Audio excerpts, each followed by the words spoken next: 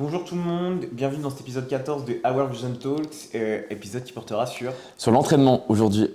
Déjà, on vous remercie grandement pour toute la force et vraiment tous les retours que vous nous donnez par rapport au podcast ou alors à tout ce qu'on peut partager sur nos comptes perso, Ouais. etc. Voilà, ça nous fait grandement plaisir. On mesure aussi un peu plus l'ampleur de ce que l'on fait. Ouais. Et voilà, c'est toujours très cool de pouvoir partager une passion, une vision avec des gens, tu vois. Même si là, aujourd'hui, on se rend pas compte parce que forcément, on parle à une caméra. Ouais. Mais quand vous venez nous voir et nous dire que le podcast est cool et que vous l'écoutiez, ça nous fait vraiment plaisir.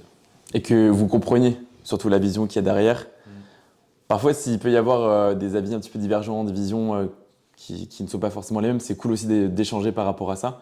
Mais dans la majorité des cas, tout le monde comprend là où est-ce qu'on veut en venir. C'est hyper bien perçu, c'est hyper bienveillant et les retours sont juste hyper satisfaisants. Donc, merci à tous en tout cas. Disclaimer pour aujourd'hui. C'est toi qui le fais. Parce que l'année dernière, c'est toi qui les faisais tous. Disclaimer pour aujourd'hui. Donc, encore une fois, c'est notre approche, notre vision, ce que l'on perçoit de manière générale sur le processus, ce qui est fait, comment c'est fait, et puis aussi les remarques qu'on peut avoir quand on a des gens au téléphone concernant du coup des problématiques. Ouais, je progresse pas parce que ci, parce que ça. Le but, c'est vraiment de diagnostiquer avec vous aujourd'hui ce qui est fait et ce que vous devriez plutôt faire par rapport à ce qui est encore une fois fait. On a notre téléphone, on a nos notes avec nous pour aujourd'hui. L'idée, c'est de cadrer un peu plus l'épisode.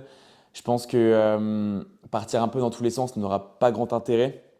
Le but, ça va être de partir d'une idée et de l'élaguer un petit peu, plutôt que de parler de ci et de ça, et puis de revenir, de tourner en boucle. Ok, je pense que c'est plus pertinent de faire ça comme ça aujourd'hui, de lister, de pointer du doigt vraiment les erreurs, et voilà, de vous guider tout simplement vers ce que vous devriez faire, encore une fois. Puis même vous, de vous-même, vous pouvez vous dire, est-ce que je m'identifie à ces erreurs-là? Est-ce que vous Oui. les avez faites? Est-ce que vous les faites actuellement?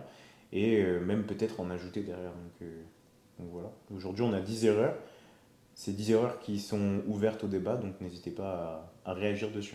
Parce que aujourd'hui, j'espère, et nous espérons que vous avez un plan, et normalement, vos plans sont censés tous marcher, que ce soit sur du court terme, moyen terme ou du long terme. Mais normalement, sur un court terme, il est censé marcher. Et c'est dommage de voir qu'un plan qui est censé marcher même sur du moyen ou du long terme ne marche pas parce que vous faites des erreurs. Donc l'idée, c'est aujourd'hui de pointer ces idées-là, de les préciser, que vous les conscientisez et que ensuite vous puissiez peut-être profiter de votre plan plus longtemps que ce que vous faites aujourd'hui. Mm. Ok, tu commences? Ouais, ce sera peut-être un épisode un peu plus court parce que du coup forcément on pointe du doigt 10 erreurs forcément, donc on a vraiment des thèmes précis. Ouais. Et puis du coup n'hésitez pas à nous dire si ces formats plus courts vous plaisent ou si davantage plus long c'est plus audible pour vous. À tout moment, l'épisode il dure 1 h 30. Dieu merci. Allez, c'est parti, premier point. Le premier point, c'est vouloir performer trop vite, charger avant de maîtriser la technique, peut mener souvent à la stagnation ou à la blessure. Ok. Est-ce que on peut élaguer ça un petit peu? Pour toi, est-ce que tu penses qu'une personne peut progresser sans maîtriser donc la technique Non, impossible. et sans comprendre la biomécanique, Impossible. l'anatomie du coup?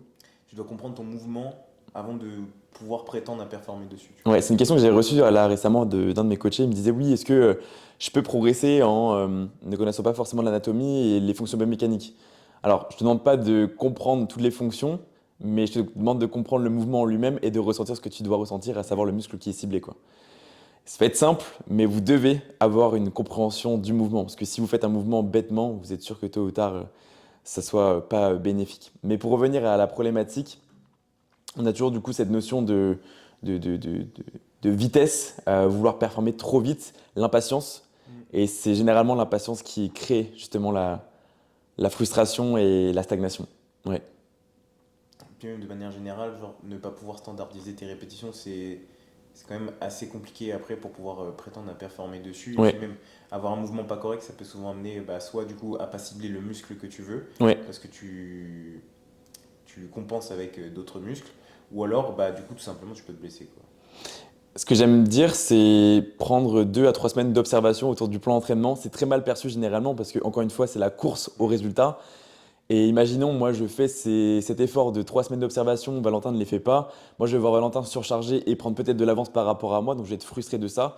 Et je serais peut-être tenté par le fait de moi écourter ma période d'observation sur mes exercices pour au final rattraper Valentin. Et au final, ce qu'on va faire ensemble, c'est aller dans le mur. Alors que si je prends du recul et que j'ai la maturité de me dire, ok, j'observe mes mouvements, je prends mes tempos, je prends mes placements, mes réglages, je note tout ce qu'il faut et je les valide une semaine, 2 semaines, 3 semaines et enfin j'initie ma surcharge progressive, je peux avancer de manière sereine. Mais c'est vrai que encore une fois, cette notion de vitesse causera votre perte. Souvent, en plus, tu charges au détriment de l'amplitude, tu vois. Aussi, c'est une grande Que problématique. ce soit sur tous les mouvements, que ce soit sur de la presse ou par exemple sur un développé incliné, tu vois, par exemple. Ouais, Bah, souvent, tu charges, tu charges, tu charges. Alors, quand tu es sur des fourchettes de poids assez basses, tu vois, du coup, tu as tendance à avoir une très bonne amplitude, etc. ouais. Et par contre, quand tu montes en charge, tu zappes un peu ça, tu vois. Tu fais Tu des zappes ton demi-reps, tempo, tu zappes ouais. tout, ouais, ouais. Tu fais des demi-reps, etc. Après, l'amplitude, c'est propre à chacun. Bien sûr, il y a des pathologies différentes, il y a des contextes différents.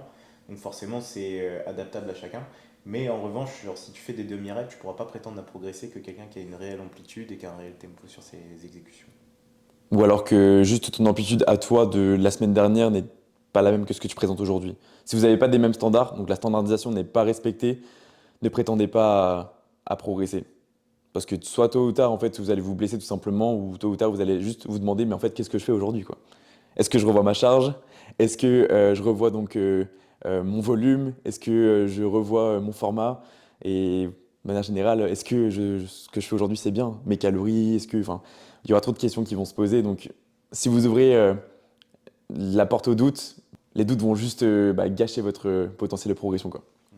Sinon, on se met à l'Aerox. Voilà. Enfin, bref. Négliger la technique au profit de l'ego. Deuxième point, bah tiens, on y revient. Mhm. Je pense que c'est le plus gros problème des gens qui font de la muscu. Genre, c'est l'ego lifting, tu vois. Tu peux aller plus loin là-dessus? Définir ce que c'est l'ego lifting? Oui, Ouais, l'ego lifting, c'est un peu comme ce qu'on a dit avant, genre vraiment charger, charger, charger, oui, juste pour satisfaire ton ego parce que tu te dis, bah du coup, j'ai soulevé ce poids-là, ou alors j'ai tel tonnage sur ma séance, oui. au détriment de la technique et de tous les bienfaits que peut t'apporter d'avoir une bonne exécution, des vrais standards, de progresser dessus de semaine en semaine. Ouais. Les powers sont des pratiquants qui sont destinés à être forts dans leur discipline et c'est les personnes les plus fortes de votre salle de sport. N'essayez pas de faire ce que eux font parce que eux, ce qu'ils font, c'est propre à leur discipline, être fort. Nous, ce qu'on veut, c'est recruter. Eux, ils tirent un petit peu comme ils peuvent en maximisant leur technique, bien évidemment. Ils ont eux aussi leurs standards, mais n'essayez pas de lever lourd pour lever lourd. Essayez de lever lourd en ayant de l'intention, en ayant une volonté de recruter et de standardiser à 100%. Parce que si vous laissez votre ego dominer votre plan, euh, ça ne sera pas productif, ça sera pas bénéfique. Mais cette erreur-là, on l'a tous fait, hein. Ah, c'est joué. Moi, le premier, j'ai pu, même encore à l'heure actuelle, il y a une paire d'haltères qui me satisfait et j'ai envie de l'atteindre parce que c'est vraiment un goal. Je me dis, bon, bah, je vais peut-être sacrifier une rep pour vraiment Mais la clairement. soulever, tu vois. Mais à l'inverse, ayez un bon ego pour trouver la justesse dans votre approche. Essayez des charges. Si vous voyez que cette charge-là, elle contraint trop votre forme, votre exécution, la technique que vous proposez, vous savez pertinemment que cette charge-là, voilà, vous la retrouverez plus tard dans le processus, mais dans l'instant T, c'est trop tôt. Donc essayez vraiment de déduire une charge qui vous apportera quelque chose sur l'instant T, gagner en confiance, sécuriser votre recrutement et surcharger progressivement jusqu'à pouvoir prétendre à progresser et retrouver cette charge. C'est hyper important. Mm, mm. Pour moi, ouais, c'est vraiment l'erreur fondamentale. Et c'est pour ça que beaucoup de personnes perdent du temps. J'en ai perdu beaucoup, tu en as perdu Mm. beaucoup. Euh, mais aujourd'hui, tu vois, dans mon programme, j'ai quand même 2 mouvements où je peux ego lifting. Je sais qu'il y a des personnes qui aiment avoir tu sais, ce défouloir un petit Ouais, peu, ce rendez-vous. je vois. Moi, j'ai ça sur mon deadlift et j'ai ça sur mon rowing, Ton mon rowing. T-bar. Donc, c'est 2 gros mouvements qui me taxent énormément sur le plan nerveux. Mais je sais que c'est 2 gros mouvements où j'ai pas à me poser de questions. Genre, j'ai un monté upset où je lève lourd et je me dis, écoute, genre, je tire et je m'en fous en faisant attention du coup de mon placement au niveau du dos pour pas me blesser. Pareil pour mon deadlift, juste je tire, je me pose pas de questions. Si je suis dans ma rep range, c'est parfait. Si ma forme elle est un petit peu dégueulasse sur la première semaine, bah, je la peaufine et je l'ajuste semaine 2, 3 et 4 jusqu'à pouvoir du coup surcharger. Mais c'est vrai qu'il y a beaucoup de personnes qui aiment avoir ce mouvement dans la semaine où en fait, viens, tu tires, tu te poses pas de questions, quoi. C'est aussi ça qui a souligné aussi, c'est la notion d'adhérence, tu Ouais. Il faut avoir des mouvements plaisir où juste tu poses ton cerveau, quoi. vois. Ouais. Et c'est souvent sur des gros mouvements polyarticulaires. J'ai jamais vu personne le dire sur des isolations. Là, aujourd'hui, je vais une vraie extension, je vais me fumer, quoi. J'ai jamais entendu non plus.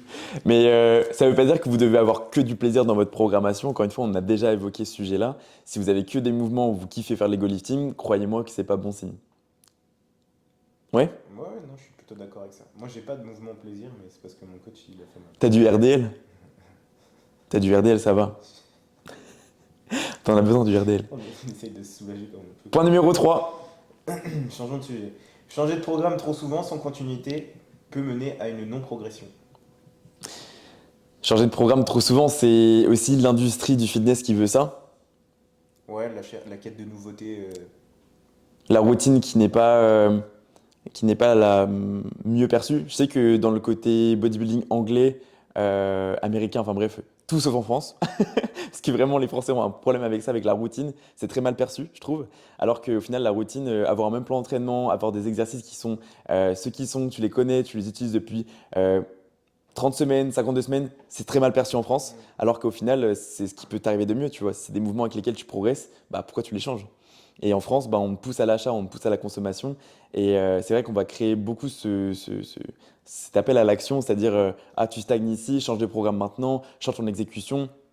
Il y a aussi, tu sais, aujourd'hui, tu mets une story, tu fais mal ton exécution, tu vas recevoir un message, oui, tu devrais essayer ça, ça, ça. Donc forcément, ça te met un doute en tête. Du coup, t'essayes. Et du coup, tu essaies, du coup, tu changes ton exécution. Après, du coup, tu viens même à repenser ton programme, repenser ton format.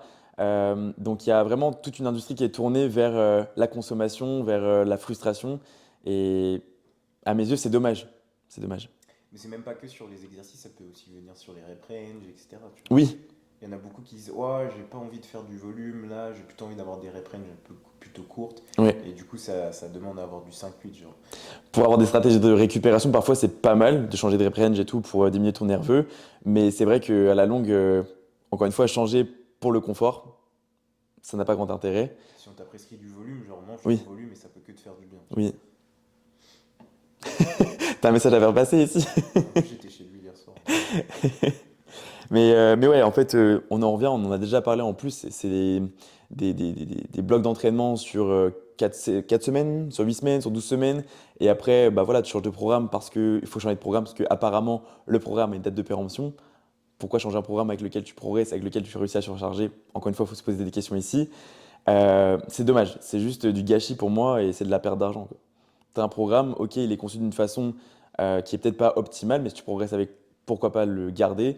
Et ensuite, une fois que tu commences à stagner et tu stagnes réellement, pourquoi pas, oui, consommer un autre programme. Mais tous les programmes qui ont une date de péremption, bah, vous êtes juste un billet pour la personne qui le vend et Mais comprenez-le assez vite, même quoi. nous, dans notre formation, on a toujours été formés au cyclage, tu vois. Genre, un Oui, cycle de temps de semaine. ouais, Par exemple, tu as un client, tu lui fais faire un cycle de force, ensuite tu lui fais ouais, faire un cycle d'endurance musculaire, etc., etc., ouais, etc., etc.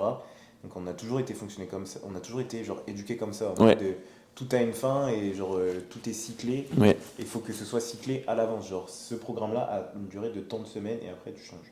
Sauf que pas forcément. Alors qu'aujourd'hui, ouais, la façon de faire par rapport à ce qu'on peut voir en cours, bah, avec le BP notamment, et toi tu as fait un CQP. CQP, ben, c'est le jour et la nuit, quoi. Mm. Parce que les formations annexes, ben, tu apprends complètement quelque chose de différent, tu apprends différemment et tu appliques différemment. Il n'y a pas des programmes prise de masse, il n'y a pas des programmes cut, il y a pas de programme maintien non plus, quoi. Tout ce qui se passe, c'est au niveau des calories, mais sur ton plan d'entraînement, t'as pas de programme sèche, t'as pas de programme recomposition corporelle ou t'as pas de programme Mm. prise de Souvent masse, c'est quoi. vendu comme ça par contre. Oui, Genre voilà ton programme de muscu pour ta prise de masse comme si les exercices allaient influer sur ta prise mais de c'est masse. pour ta consommation, quoi. C'est pour Oui. pousser à l'achat, pour créer de la frustration. Ah, je passe en prise de masse, je dois payer un nouveau programme. Alors peut-être tout ce qui va changer, c'est ton volume à la limite, parce que du coup, quand tu es un surplus calorique, tu peux monter une série, deux séries, parce que ta récupération, elle est plus intéressante, elle est plus favorable, donc forcément, tu vas pouvoir encaisser plus de volume. À l'inverse, en sèche, peut-être baisser ton volume et réguler les exercices qui sont les plus taxants. Mais un programme, si vous le changez tout le temps dans sa structure, vous y perdrez. Le point numéro 4, ça va être du coup s'entraîner sans objectif. L'objectif n'est pas forcément non plus, genre par exemple monter sur scène. Mhm. On va plutôt parler là de genre juste bah, aller à la salle pour peut-être genre juste sociabiliser, faire tes séries, tu rentres chez toi et Ok, juste aller à la salle pour aller à la salle. sans réel effort. Ok. C'est bien d'avoir un objectif court terme, moyen terme, long terme. Ouais. Mm. Tout à l'heure, du coup, tu mentionnais du coup la scène. La scène, généralement, c'est à long terme qu'on la voit. À part du coup, si vous êtes vraiment avancé dans votre processus, Si c'est le cas, bah, bon courage pour votre prépa. Mais si c'est du moyen terme, bah, écoutez, tant mieux. Et si c'est du court terme, tant mieux aussi. Mais il faut vraiment que vous ayez une temporalité. Là, dans l'instant, l'objectif de ma séance, c'est de me détruire, imaginons sur mon hip thrust parce que j'ai besoin de fessiers. Ensuite, sur du moyen terme, c'est d'avoir du coup des résultats sur je sais pas, vos mensurations et sur votre look, votre shape et vos sensations. Voilà, le but, c'est d'exploser des performances, quoi. C'est vraiment ça. Parce que, en soi, que tu te dises, OK, je vais à la salle, je dois faire ma séance, bah, c'est bien. Mais l'objectif, c'est pas juste d'aller à la salle. L'objectif, c'est vraiment du coup de faire la différence par rapport à la semaine dernière, quoi. Donc de Sinon, c'est performer. faire du fitness, quoi. Oui, ouais. Juste rentabiliser au moins votre essence, quoi. Faites une séance. Surtout l'abonnement, quoi. Tu payes Oui. 30 balles pour aller à la salle, autant vraiment te défoncer plutôt que genre juste faire du pédalo, quoi. Salut, je suis venu. Bah écoute, tu peux repartir. Tu payes 30 balles par mois et juste, bah, t'as utilisé la machine, quoi, c'est cool. Si vous voulez vraiment progresser, juste faites en sorte que ce que vous faites aujourd'hui, la raison pour laquelle du coup vous êtes à la salle, elle serve à quelque chose. Parce que aller à la salle et ne pas faire une vraie séance, bah, c'est ce qu'il y a de plus frustrant, je trouve. Après, il y a aussi beaucoup de gens qui ont peur de se faire mal, genre, tu vois, la sensation de brûlure, il y a peu de personnes qui l'acceptent, tu vois. Et encore, on progresse beaucoup là-dessus, je trouve, Ouais, que c'est en mieux. France, on a beaucoup de personnes, genre maintenant, qui osent s'entraîner vraiment Ouais. dur, tu vois, mais pas assez, tu vois. Genre, il y a beaucoup de personnes qui disent, ah, ça brûle, j'arrête, tu vois. Bah, en fait, il y a de plus en plus de personnes comme nous qui commencent à communiquer là-dessus. Mais nous, comme ces personnes-là, on a des communautés qui sont très restreintes, très petites. C'est pas pour ça qu'il faut faire percer, mais un petit peu quand même. Mais ouais, on a des communautés qui sont assez restreintes. Et tu vois, imaginons, moi, je sais pas, moi, des grands influenceurs qui commencent vraiment à communiquer là-dessus, à sensibiliser là-dessus. Je pense que ça pourrait vraiment, vraiment, vraiment aider une industrie. Mais qu'est-ce que eux auraient à gagner par rapport à leur business? Je suis pas sûr que, tu vois, je suis pas sûr qu'ils s'y retrouvent. Parce que peut-être que leur modèle de fonctionnement aujourd'hui, leur modèle d'entreprise, bah, il est basé sur la consommation qui est justement loin de tout ça, tu vois. Loin de tout ça. Donc parfois, voilà, ça s'aligne pas, c'est dommage. Auquel cas, nous, on s'en fiche, on essaie du coup de développer cette idée-là et de plus en plus. Ce qu'il y a à dire, c'est que les gens de plus en plus s'entraînent dur, donc c'est plutôt une cool, mais on en voit beaucoup, tu vois, se donner un petit peu l'illusion de s'entraîner dur, alors qu'elles sont à vraiment des années-lumière par rapport à ce qu'elles peuvent réellement faire, tu vois. Ou qui trichent, tu vois, genre. Qui font... Il y a beaucoup de très bons acteurs, surtout, Ouais, je trouve. c'est-à-dire qu'ils savent vers quoi ils doivent aller, ils vont faire, enfin, ils vont, pour parler brut, ils vont peut-être ralentir leur répétition exprès pour se dire oui, je suis allé à l'échec, alors que tu en avais 4, 5, 6 encore, quoi. Oui, bah oui. Si tu sors pas de ta série en tremblant, genre, on t'a cramé, tu vois. Essayez de rester aligné par rapport à votre objectif. Allez à la salle pour faire la différence et vous en serez fier. C'est Oui. vrai que la pire chose, c'est de se dire waouh, je passe à côté de ma séance. Et encore une fois, c'est que notre vision. On cautionne aussi les gens qui vont juste à la salle parce que c'est Oui, un défouloir. Après le boulot, ça fait du bien. C'est un autre oui. environnement. C'est ton moment à toi. Mais autant le faire en rentabilisant ce moment et en alliant l'utile à l'agréable, quoi. Et auquel cas, oui, tu veux juste aller là-bas pour t'entretenir ou faire du fitness, c'est ok. Mais si tu veux prétendre à un réel objectif et à quelque chose de sérieux physiquement au fur et à mesure du temps, bah bouge-toi, quoi. Bah, de toute façon, si t'as pas d'objectif, tu peux pas prétendre à quelque chose, tu vois. Mais comme dans tout dans la vie, si ton objectif c'est d'avoir une maison, des enfants, etc., si tu te bouges pas les fesses et que tu mets pas un plan d'action, tu pourras jamais prétendre à l'avoir. Si ton objectif c'est de faire 10 cas par mois, si tu mets pas un plan d'action, t'auras jamais tes 10 cas par mois. Enfin, il y a plein de trucs comme ça. Cinquième point, sous-estimer la récupération. Le muscle progresse quand tu récupères. Hmm. C'est un point qu'on néglige un peu trop souvent. Il y a beaucoup de gens qui se surentraînent, tu vois. Ouais, Genre les bails de je m'entraîne 6-7 fois semaine, tu vois, tous ouais, les jours. ouais, Après, il y a des sports qui demandent ça. Genre, je pense aux triathlètes, par exemple, qui ont plusieurs entraînements par ouais. jour, Parce qu'ils ont plusieurs disciplines. plusieurs disciplines, et du coup, ils ont besoin de cycler leur semaine comme ça. Mhm. Mais nous, dans notre domaine, genre, t'entraîner 6-7 fois par jour, c'est inutile, tu vois. Genre, je pense au mec, surtout là, tu sais, qui est passé, on en a beaucoup, et ça a fait beaucoup débat. Le gars Ah qui a oui, dit, oui, je m'entraîne 19 fois semaine. ouais. Je sais plus si c'est comme ça ou un Je truc crois du qu'ils genre, tu s'entraînaient vois. 2 heures le midi et 2 heures le soir. Ouais, 2h midi, 2h le soir, il fait les jambes quasiment tous les jours. Enfin, Ouais, des trucs aberrants, tu vois. ouais. 20K steps par jour, enfin, ta récupération, elle est où, genre, tu Mais dors auquel quand? cas, ça lui réussit à lui. Mais je sais qu'il a gagné beaucoup de visibilité et il a transmis du coup son idée à beaucoup de personnes. Beaucoup de personnes vont tenter ça. Et pour beaucoup de personnes, bah, ça sera juste encore un élément du coup de frustration et un échec. Parce que eux vont tenter, ils vont se dire, ok, bah lui, il a réussi, il a le physique là, parce qu'il avait un physique qui est quand même abouti et magnifique. Mais eux vont essayer ça et bah, ça marchera pas, quoi. Ils vont se dire, ah, pourquoi pas moi? Bah, en fait, c'est juste que bah, la récupération que lui propose, elle est peut-être pas celle que toi tu as, tu vois. C'est-à-dire que lui, son contexte, peut-être qu'il fait rien de son quotidien, peut-être que c'est un créateur de contenu qui est chez lui, tranquille. Au chômage. Moi, j'en sais rien, tu vois ce qu'il fait. Peut-être qu'il n'a pas une. Ce que je veux dire, c'est peut-être qu'il va pas à l'usine le matin, peut-être qu'il n'a pas du coup des contraintes énormes au quotidien, ce qui fait que sa récupération, il peut vraiment l'optimiser. Et à l'inverse, peut-être que tu auras peut-être un mec qui se lève à 3 heures du matin, qui enchaîne de travail et qui va lui aussi essayer du coup d'avoir ce volume d'entraînement et qui va juste se ruiner la santé, Mm. quoi. Mm. Donc moi, ce que j'ai toujours entendu dire, c'est récupérer aussi fort que vous vous entraînez. Moi, je suis plutôt d'accord avec ça. Parce que de manière générale, les premières semaines, ça va aller. Ouais, Mais plus tu vas accumuler tes semaines, plus tu vas accumuler de la fatigue et ouais. plus au bout d'un moment, tu vas Tu juste. vas craquer de toute façon. Ouais, tu vas faire un burn-out, quoi. De toute façon, si tu es capable de réaliser, euh, comment je dirais, j'ai réalisé ça là récemment. En fait, si tu es capable d'enchaîner tes séances sans être fatigué, c'est que tu t'entraînes pas, donc tu es en sous-entraînement. Mm. Il y a des personnes qui sont en 7 sur 7 et qui vont donc tous les jours à la salle et tout, et que grand bien leur fasse, mais eux, ils font du fitness. Ils peuvent pas tenir sur le long terme en faisant du 7 sur 7, c'est impossible. Des personnes qui font du 6 sur 7, j'en connais, mais pour tenir sur le long terme, bah, faut encore une fois avoir une stratégie vraiment, vraiment, vraiment calculée, millimétrée et une récupération à côté qui est vraiment, vraiment intéressante, quoi. Mais si vous voulez prétendre à cette réussite musculaire, parce qu'il s'agit de ça ici dans ce podcast, c'est vraiment du coup du bodybuilding euh, en majorité, ben, vous devez avoir quelque chose d'aussi sérieux sur l'entraînement que sur la récupération.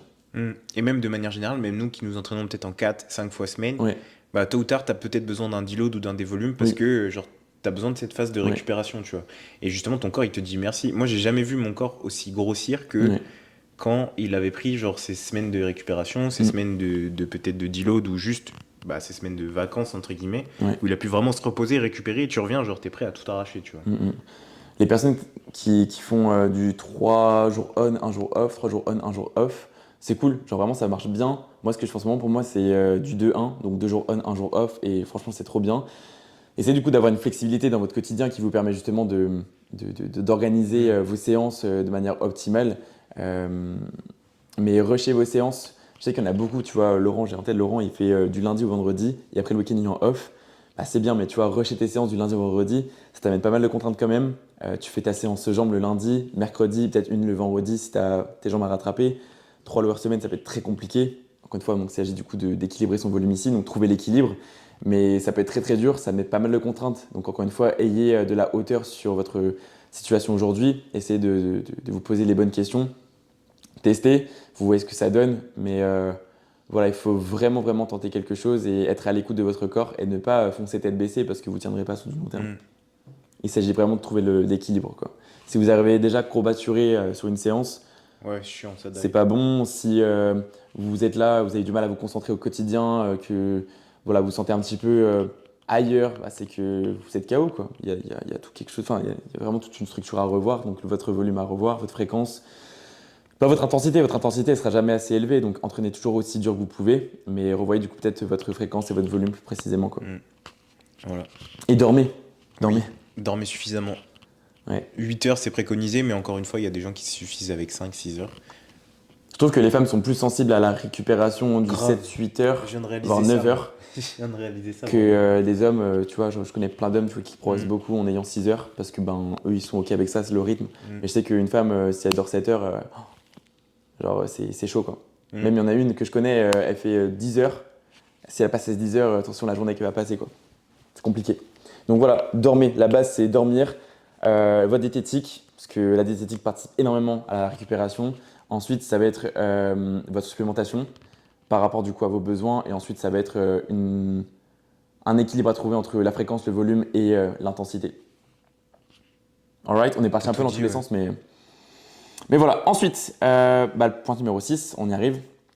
Mal gérer volume d'entraînement, on en a parlé juste un peu avant. Ouais, Le fait d'avoir trop peu de volume, donc pas assez de stimulus, ouais. donc pas assez d'engagement musculaire. Le fait d'en avoir trop, bah du coup tu crées trop de fatigue et du coup tu régresses. Est-ce que tu peux parler un petit peu du coup du faible volume et du haut Euh, volume?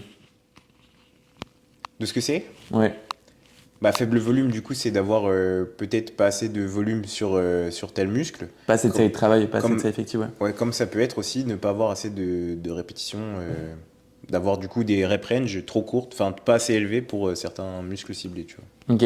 En fait, le volume, pour compléter ce que Valentin dit, un ensemble. Ça se compte donc en nombre de répétitions fois le nombre de séries, et après vous avez votre tonnage derrière. Après, du coup, vous avez votre fréquence. Si vous travaillez votre muscle Mm. 2 fois dans la semaine, voilà, ça rentre dans le volume. Donc c'est ça le volume. Essayez du coup de trouver quelque chose. Est-ce que toi, du coup, tu as une préférence et peut-être une indication pour une population qui devrait se diriger vers le faible volume et qui devrait se diriger vers le haut volume? Moi, le haut volume, je le préconise pour toutes les personnes qui sont plutôt débutantes. Ouais. Déjà, rien que pour ne serait-ce que maîtriser le mouvement, tu vois. Mhm. Plus tu fais, plus Euh, tu ouais, plus tu assimiles, apprends. plus tu Ouais. standardises, plus tu comprends le mouvement, plus aussi tu as une connexion cerveau-muscle, tu Ouais. vois. Et bah, le faible volume, c'est intéressant aussi pour les débutants parce que du coup, ça leur apprend aussi du coup, à engager le nerveux un peu plus, à le Ouais. solliciter vraiment d'une manière un peu plus intense que si tu faisais du volume sur, enfin du gros volume, tu vois, sur des rep range plus longues ou vraiment des grosses séries. Mais du coup, le haut volume, je le préconiserais à des pratiquants plutôt avancés, qui sont vraiment genre enfin, qui sont vraiment bien dans la routine du bodybuilding, tu vois, de manière générale. Une personne ouais, débutante, voire intermédiaire, franchement, si vous mettez sur du faible volume, franchement, foncez. Au pire des cas, dans l'instant T, vous n'aurez pas forcément du coup trop de bénéfices musculaires, mais sur le long terme, vous y gagnerez. Hmm. Mais c'est aussi intéressant pour se challenger d'un point de vue mental, hein, Ouais, toujours pour l'adhérence au plan, tu vois. D'avoir des séries, je pense vraiment, et eux, ce qu'ils aiment aussi, c'est ils ont besoin de se challenger et d'avoir du coup un engagement nerveux et se dire putain, je suis fatigué après ma série parce que je viens de vraiment faire. Après, t'es aussi fatigué quand tu fais du gros volume, tu vois. Mais par contre, quand t'as un engagement vraiment nerveux, que tu soulèves lourd, t'as la satisfaction déjà de l'ego lifting ouais, et t'as aussi le fait de bah du coup j'ai eu une fatigue nerveuse qui fait que bah du coup j'ai l'impression de m'être vraiment ouais, entraîné. du coup, tu as l'impression de faire une bonne séance. Mais Hmm. est-ce que du coup, tu peux tenir ce volume-là sur le long terme? C'est Non. ça aussi la question. C'est ok, tu fais du haut volume, mais est-ce que du coup, tu arrives à vraiment surcharger de séance en séance? Est-ce que du coup, tu n'es pas KO? Est-ce que du coup, c'est tenable et durable ce que tu fais? Est-ce que tu n'as pas déjà des douleurs articulaires? Est-ce que tu n'as pas du coup des signaux que ton corps t'envoie? C'est tout ça aussi qu'il faut prendre en compte. C'est Hmm. pas qu'une question du coup de séance à l'instant T, c'est une question du coup de sensation sur le long terme. C'est grâce à ça que vous pourrez prétendre à avoir un plan qui vous convient. Peut-être que psychologiquement, vous vous sentirez bien avec, mais sur le long terme, ben, il faut vraiment que vous restiez aligné à ça, quoi. Mais de manière générale, je trouve que les deux sont vraiment intéressants. Oui, Que tu sois débutant ou avancé, oui. je trouve que c'est vraiment intéressant pour ta pratique. Et je pense que ça serait bien, du coup, juste que vous ayez en tête ce qu'on peut répéter depuis plusieurs podcasts et essayer de faire de la qualité, non pas de la quantité. Mm. Voilà. Plus vous apprendrez à faire plus avec moins, bah, plus vous pourrez prétendre à avoir des résultats et ça rapidement. Mais vous serez toujours limité par votre confiance en vous. Septième point. À toi. Ignorer ses sensations. On en parlait juste avant, encore une fois. Les sensations, c'est quoi? C'est tous les ressentis que vous avez au quotidien. Est-ce que tu en as à donner un petit peu comme ça? Bah moi, quand tu me parles de ça, je vois surtout genre les douleurs que tu peux ressentir, tu vois. Ouais. Que tu peux ignorer genre certaines sensations ou certaines gênes que tu as dans ta pratique et du coup tu forces un peu dessus et ça lâche au bout d'un Genre, moment. imaginons tu fais un développé incliné et que tu sens que ton épaule et Ouais. que tu la boycottes un petit peu, cette sensation, bah, au final, dans quelques semaines, tu te plains pas d'avoir une inflammation Mm, et de ne plus pouvoir faire des mouvements de poussée plusieurs semaines, quoi. mm. Et quand je parle de mouvements de poussée, il y a aussi des mouvements d'élévation, des mouvements d'extension du bras que tu pourras plus forcément faire. C'est vos articulations, vous en avez plusieurs, certes, mais on n'a que deux épaules, on n'a que deux genoux, on n'a que deux chevilles. Bref, on peut aller loin comme ça, mais essayez de prendre soin de votre structure, quoi. On n'a qu'une vie. Moi aussi, je pense aux femmes, tu vois, qui peuvent avoir leur cycle et qui Oui. n'écoutent pas leur cycle, qui n'ont qu'une idée en tête, c'est de s'entraîner dur, s'entraîner dur, s'entraîner dur. Accepter être plus faible à des moments de votre cycle, c'est hyper important. Placer des adaptations au moment où vous êtes les plus exposé à la fatigue, c'est comme ça que vous pourrez avoir une stratégie durable. Profiter d'un plan d'entraînement. Mm. Ou alors peut-être aussi la sensation de fatigue, tu vois. Ouais, Ça aussi, ça peut être intéressant parce que bah, du coup, il y a beaucoup de fois où peut-être on va aller en séance alors ouais, qu'on est peut-être malade, mhm, fatigué, etc. Alors que juste peut-être genre repousser d'un jour ou ouais. repousser de deux, ça peut être bien plus bénéfique, rien que pour toi, ta récupération, mais aussi pour le fait de toujours surcharger, d'avoir Ouais. de ce concept de surcharge progressive. Oui, je suis d'accord avec ça. Par contre, si la sensation elle est très régulière et trop régulière, Oui, faut c'est qu'il y a un revoir. problème dans le plan. Ouais. Et ici, je parlerais peut-être plus de maturité en soi. Parce que ignorer ses sensations, c'est preuve d'immaturité. T'es un enfant. Essayez de prendre du recul sur vous et sur vos ressentis. Apprenez à vous connaître. Apprenez à écouter tous les signaux et vous pourrez que être gagnant. De toute façon, nous, en tant que coach, c'est ce qu'on fait. Quand il y a une nouvelle personne qui nous contacte, ben, le but, c'est d'en apprendre un maximum sur le parcours de la personne, ce qu'elle a vécu jusque à son arrivée à nos côtés. Et c'est grâce à ça qu'on va pouvoir comprendre ce qui s'est passé, comment ça s'est passé, sans pour autant faire de conclusions hâtives, mais juste avoir des pistes. Et puis après, sur les premières semaines de suivi, bah, tu vois comment la personne communique, comment la personne réagit en fonction du coup de ce qui est mis en place. Et là, tu ajustes. C'est hyper important que vous compreniez ça. En soi, on n'est pas des magiciens. Nous, on adapte, on aura toujours du coup la capacité à adapter pour vous en fonction du coup de la communication du coup de chacun. Et là, en fait, c'est juste avoir de la hauteur là où ce que vous, de manière autonome, vous en auriez pas eu. Nous, on est vraiment là pour individualiser et faire en sorte que le programme vous colle à vous et vous corresponde le plus possible.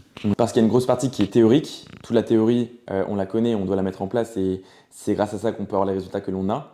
Mais l'autre partie, bah, on est toujours limité par la communication et les sensations que la personne nous révèle vraiment. Est-ce qu'elle nous dit réellement tout ou est-ce qu'elle nous dit qu'une partie?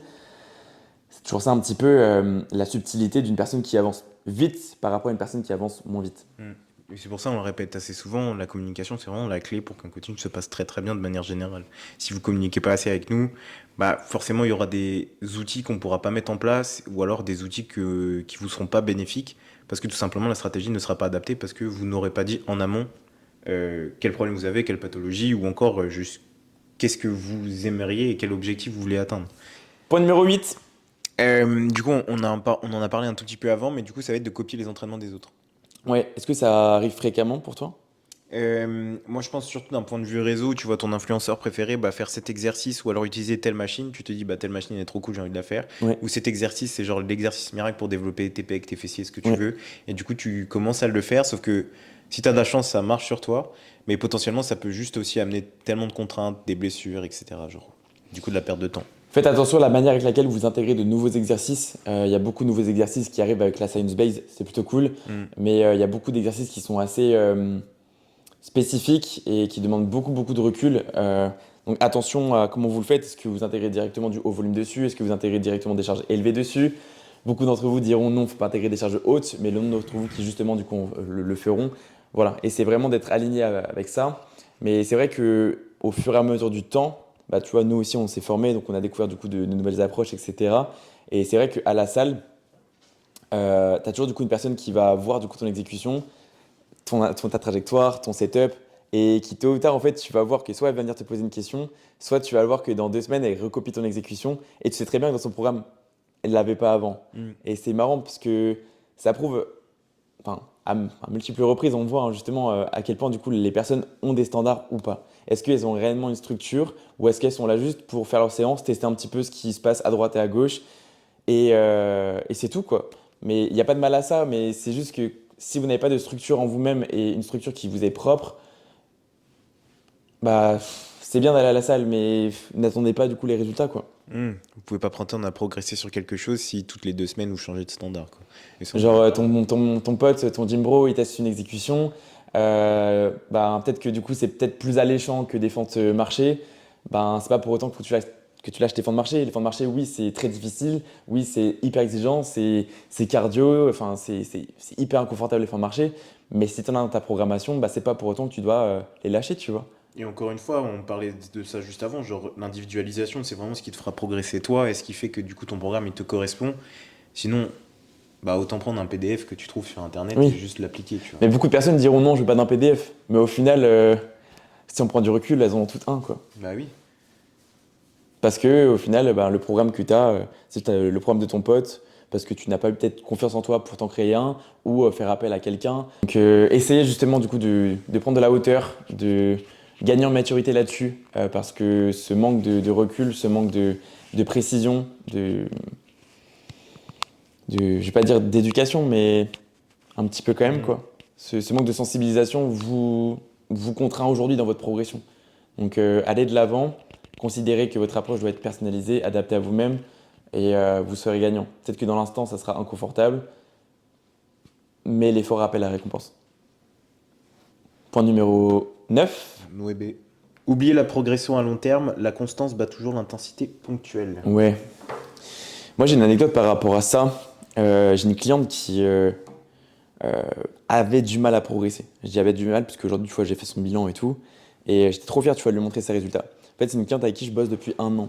Avec elle, j'ai eu plusieurs fois l'opportunité et l'occasion du coup de la coacher à RBC, donc c'était trop cool. Sur l'instant, en séance avec moi, elle tuait ses séances, tu vois, j'étais trop content.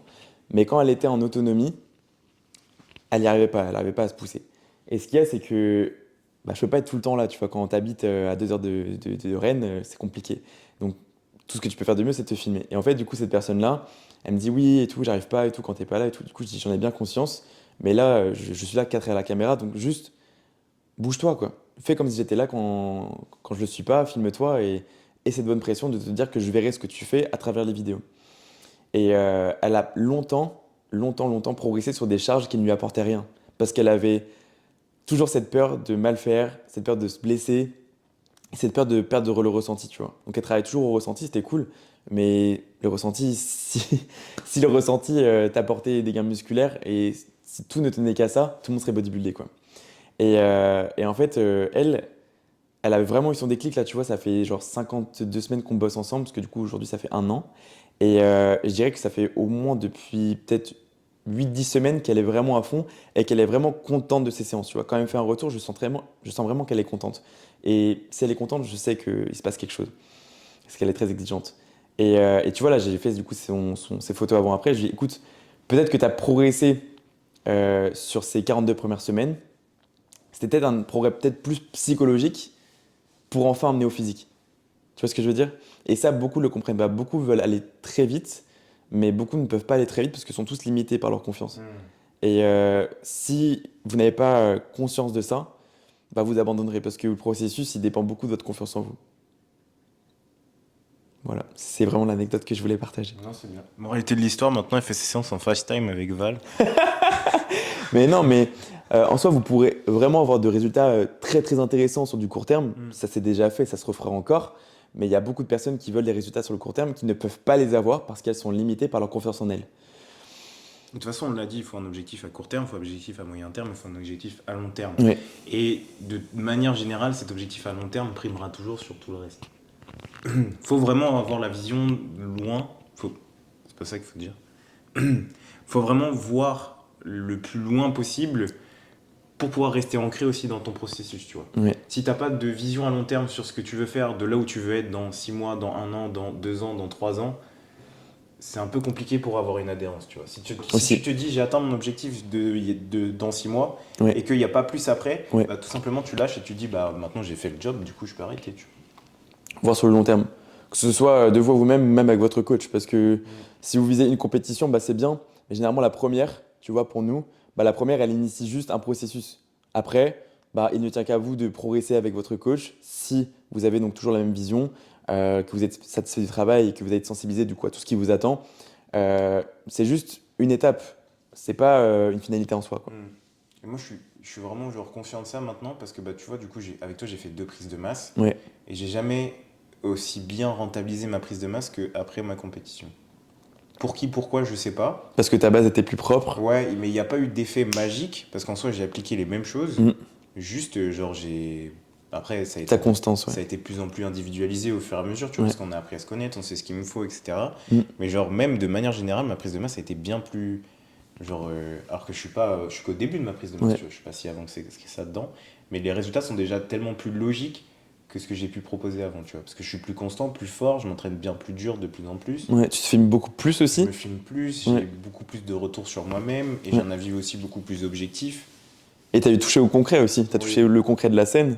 Et tu sais que la prochaine fois sur scène, on va t'attendre parce que tu as présenté une version. Donc si tu veux pas présenter la même version la prochaine fois, bah t'as intérêt à te bouger le cul, quoi. De toute façon, je vais tous les attraper, je vous promets. Donc Je vais vous terroriser, les gars. voilà, vous voyez, sur du court terme, c'est important, mais n'oubliez pas que le long terme, c'est ce qui vous drivera, non seulement du coup sur le plan bodybuilding, et même sur le plan perso et pro à côté. Moi, c'est grâce à ça que tu peux prétendre à devenir. Enfin, on est matrixé par rapport à ça, mais c'est grâce à ça que moi, personnellement, je deviens une meilleure personne au quotidien, parce que le bodybuilding m'a sensibilisé au long terme.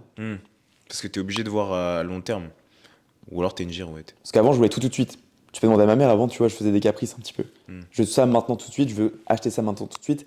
Et maintenant, je suis sensibilisé au, ok, j'achète ça, mais avant, je réfléchis. Et si je l'achète, c'est vraiment pour une bonne et une unique raison, quoi. C'est parce que ça te servira dans Ouais. ton futur proche. C'est comme prendre un coach, tu vois. C'est pas, ok, je fais un achat compulsif, je travaille avec ce coach-là parce qu'il a un excellent physique, il a d'excellents résultats. Ben, ok, mais ça va plus loin que ça. Est-ce que du coup, tu adhères à sa vision? Est-ce que tu adhères à son travail? Est-ce que tu aimes sa personnalité? Est-ce que voilà, tu t'es posé les bonnes questions? Parce que tout ne viendra pas du coach, tu vois. Donc, il faut vraiment faire des bons choix, bien réfléchis, bien posés. Parce qu'il n'y a que grâce à ça que tu vas pouvoir être drivé et tenir sur le long terme. Mm. Point numéro 10, et ça sera le Dernier, last one. Ne pas aimer ce que l'on fait. bah, c'est peut-être le point le plus important, on va dire. Mm. Si tu n'aimes pas ce que tu fais, si tu n'aimes pas de manière générale ton entraînement, ce que tu manges, Ouais. bah, tu peux pas ne pas aimer dormir ou alors t'es bizarre. Bah, du coup, ça va être très compliqué pour pouvoir prétendre à performer. Si tu le fais, si toute ta vie est rythmée par des contraintes, Ouais. tu vas juste subir ta vie, quoi. Tu vas piétiner, quoi. Ouais, tu vas juste subir ta vie. Tu vas faire du surplace, quoi, Ouais. littéralement, tu vois. Si ta vie est rythmée par, ouais, j'ai la flemme de bouffer ça, j'ai la flemme de m'entraîner, j'ai la flemme de tel exo, j'ai la flemme de cette série, bah, au fur et à mesure, tu vas peut-être le faire, mais tu vas juste skip, tu vois. Ouais, tu vas juste t'oublier dans le Ouais. processus. Tu vas perdre l'identité. Et c'est ce qu'il y a de pire, juste perdre ton identité. Alors que tout le monde est unique, chacun est unique. Et pour autant, si tu fais les choses pour les faire et ça bêtement, sans aucun sens, ça n'a aucun intérêt, quoi. Aucun, vraiment aucun. Tu te perds toi-même.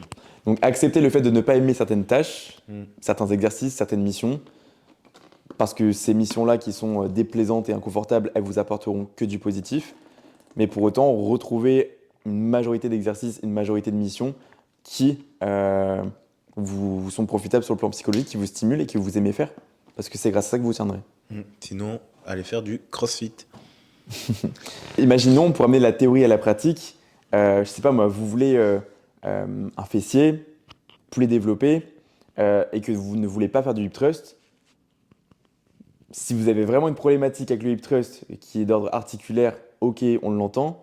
Mais si vous n'avez vraiment pas de problématique articulaire, bah, faites du hip thrust, quoi. Ouais, faites du thrust. Parce que, ok, il y a d'autres exercices pour substituer le hip thrust, mais le hip thrust en lui-même est un exercice qui est fondamental, quoi.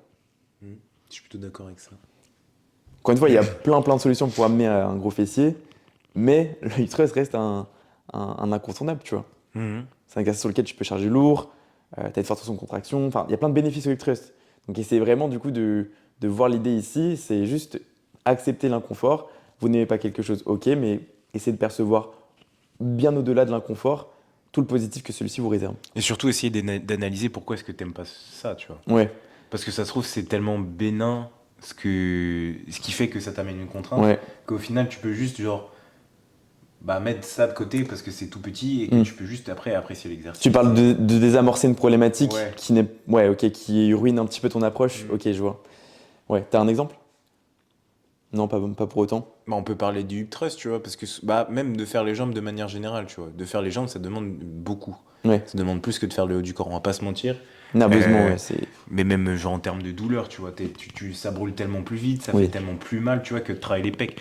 Avoir une brûlure au pec deck sur des répétitions longues, c'est pas la même chose que d'avoir une brûlure au leg extension sur des répétitions longues. Tu peux pas me dire que t'es un soldat quand tu me dis ça brûle au pec deck. Ouais.